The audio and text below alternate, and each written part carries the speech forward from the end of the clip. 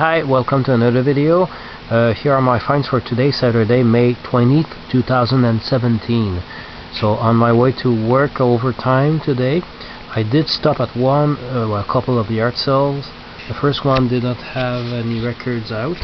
The second guy had records, and I bought these this one single record and 7 albums. For one is a double album and another one is a triple album. Got all these records for $4. So this was a bad purchase because it sounds there's more distortion and pops and hiss on it than I thought, but it's the Locomotion by Grand Funk. Realized I did not have it on 45, and I said, oh, why not? Looked nice, but I didn't look carefully enough, and there's a few scuffs. And the B-side is like 7 minutes long, so it sounds it's a blues. It's a non-album track, Destitute and Losing. Anyway, so it didn't really matter in the price of the lot. Here, this is another purchase. I didn't realize it was a reissue. It's in duophonic. They took tracks out. They renamed the album. So the Beach Boys, California Girls on the green label. And well, the one thing I'm glad is that it has the single version of Help Me Rhonda on it. That's kind of cool. And then I got this. Look interesting, so I'll try it. A little bit too hard for me, but I haven't played the whole thing yet. So it's Russ Ballard, Barnet Dogs. Looked interesting, so I'll try it. I want to try more things that I don't know, and maybe I can discover things. Really trying hard to get into something a little bit more harder than what I'm used to, and I have to go by small doses. Here we have Who Are You by The Who, and shrink wrap is still on it. And played just a few seconds of it to check the condition. Looked pretty interesting, pretty cool. Genesis Seconds Out, double album live. Looks in pretty good shape. Has the inner sleeves with the photos on them. And yep, gatefold. Pretty good shape. And I hesitated for a few seconds. I knew I had it, but I wasn't sure. But I actually have it on CD, but not on vinyl. This was the time to get it because aside from a little bit of scotch tape under the middle sleeve, this triple album was in really nice, clean shape. So I saw it often before, and I knew this guy by name, but I don't know his records, Neil Young. So I decided to go for it and just try stuff. And it has the 3 records inside, and it's pretty good shape, pretty clean. Another Neil Young reissue, however. It looks like a late 70s reissue, but this is a 1970 album called After the Gold Rush. Again, Neil Young. And this I had to take even when I said I was trying to go for something a bit harder. And yeah, Black Sabbath, Master of Reality.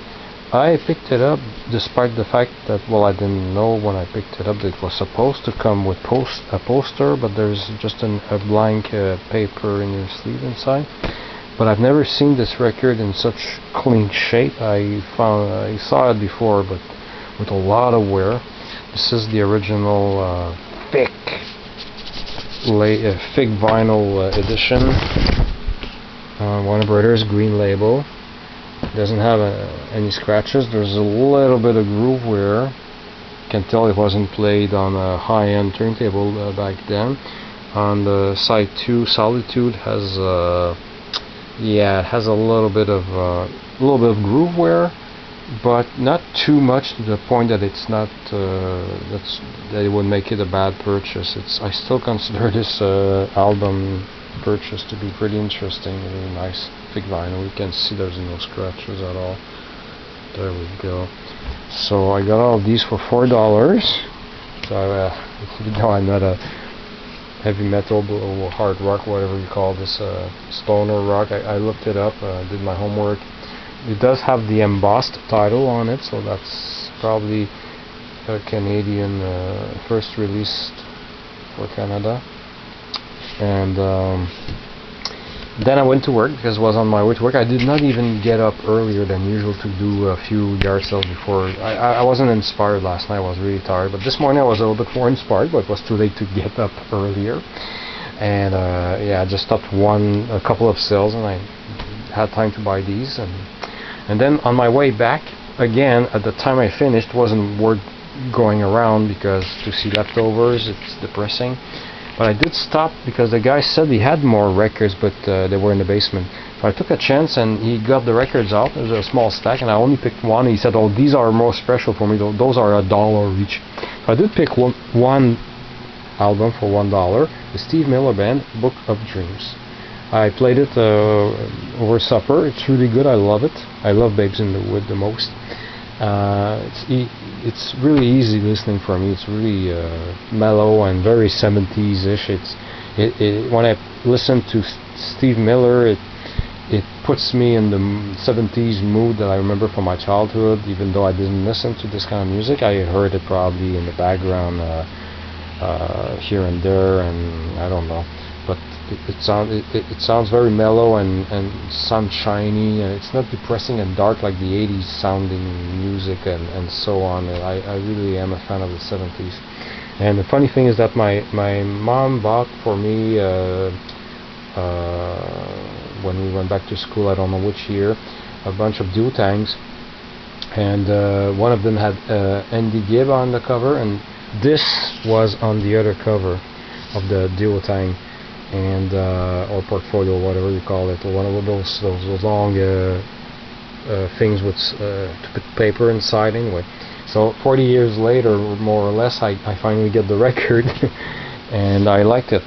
And had I had the record back then, I would not have liked it as much, because when I was a kid, I only liked disco mostly. So, but I always loved Steve Miller Band. I love Fly Like an Eagle. Yeah. So yeah, these are the records I found today, and Black Sabbath. There you go. And I did play a bit of it, and it's not bad. It's an acquired taste. I'll get used to it. But frankly, it's a good record. I can tell it's a good record. Thank you for watching.